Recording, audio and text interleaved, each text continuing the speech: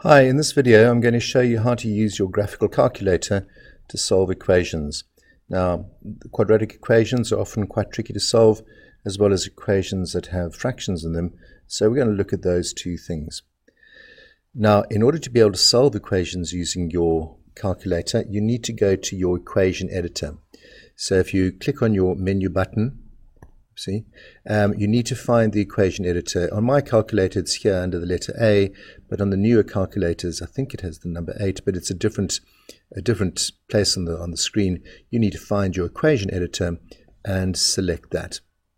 Now once that opens, you'll get these three different options, either to solve equations simultaneously or to solve polynomials, so that's like x squareds or x cubes or x to the power 4, or to use the solver function, which will allow you to solve other types of equations.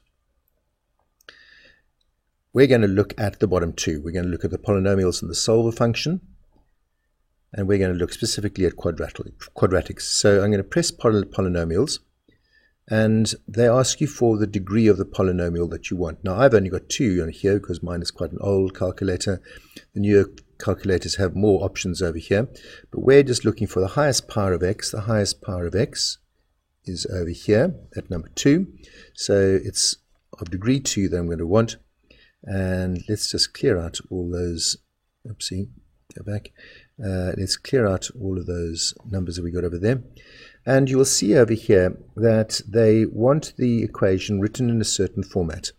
It's got to be ax squared plus bx plus c equals 0. So in other words, everything has to be on one side.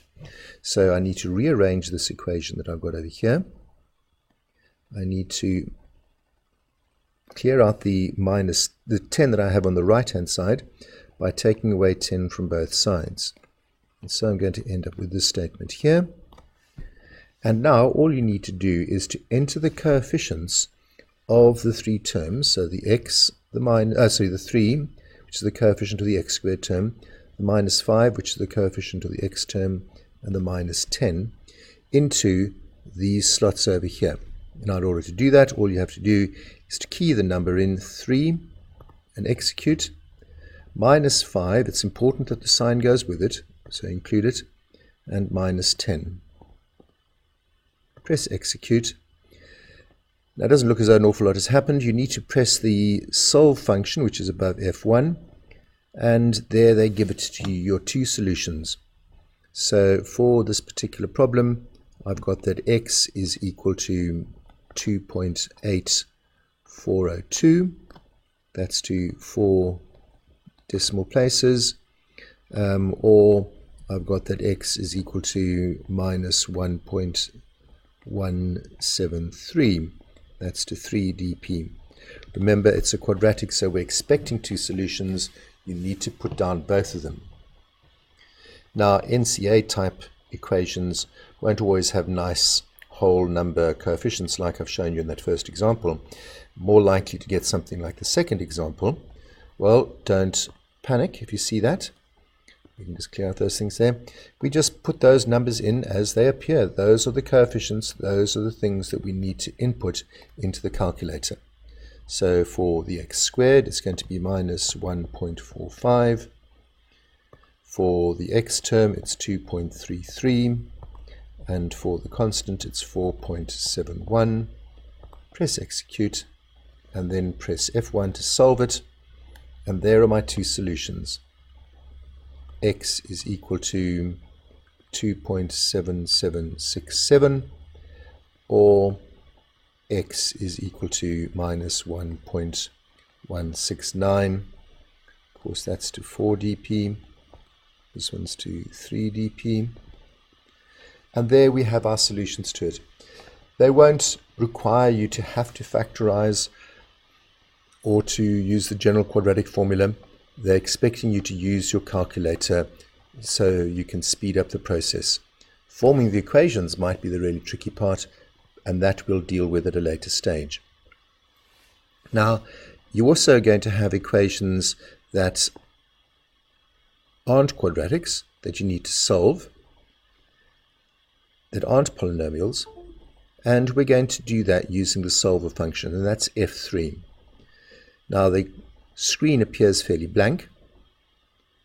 And we're going to input this equation more or less exactly as it stands or as it's written out.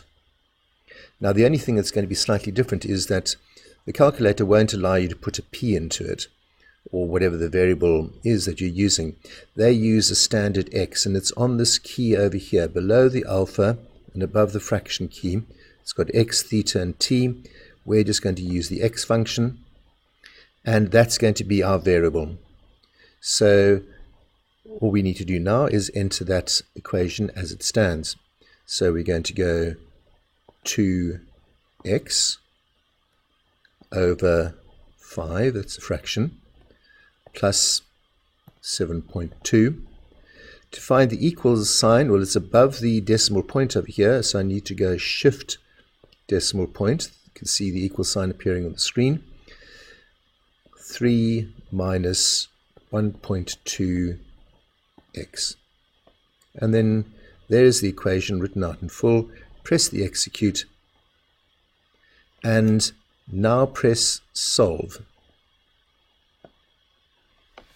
And you will see written over here the answer. That's going to tell you that P is minus 2.625. Now, although that's quite a complicated sum to manipulate and solve, it's relatively straightforward on the calculator. So any of these would really just be seen as achieved skills. Although the equations might look quite complicated, because you're using the calculator, it's only going to be regarded as an achieved skill. It will help you move towards a merit or an excellence, but it won't be a merit or excellence skill by itself. Hope that helps. Goodbye.